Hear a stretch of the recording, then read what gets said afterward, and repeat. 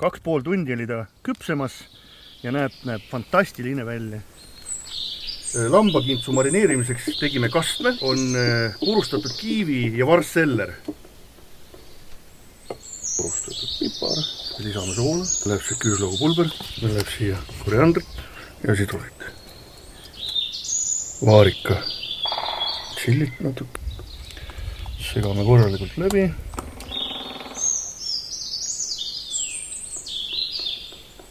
Ma valmistan ette lambakintsu fooliumisse panemist. Kuna see ei ole väga tugev foolium, siis ma võtan siit 3 riba alla. Nüüd ma laon alustuseks siia sibularattad alla. Itada sellele lambakintsule mahlasust ja maitset. Sibulaga ei pea kokku hoida, sibul on ainult hea. Me võtame, paneme siia natuke alla kastet. Ma lõikan lambakintsule ribad sisse, et marinaad jõuaks paremini kohale. Nii, siis ma kastan selle kokku kastmega.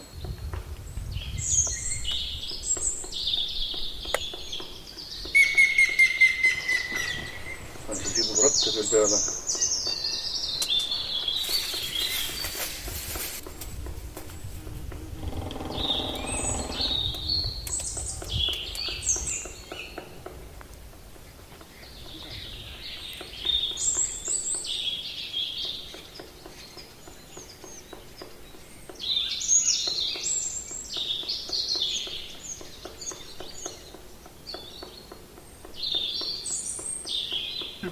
Tule liuaga siia.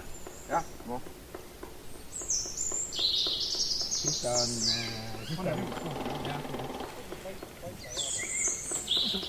Tuline on raud.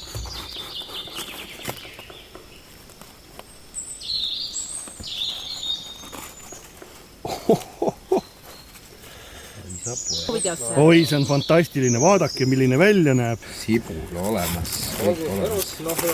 Nahlamärgid. Ja vaadake, laguneb. Fantastiline. 2,5 tundi oli ta küpsemas ja näeb fantastiline välja. Nüüd serveerime natuke seda fantastilist lambakintsu. Toome siia natukene rohelist sibulit. Paneme atsikad kõrvale.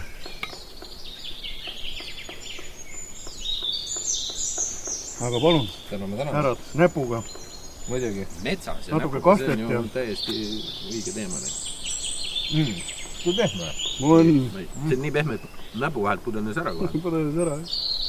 Aga ma võtan siit natukene sellist küpset või sellist pruunikalat.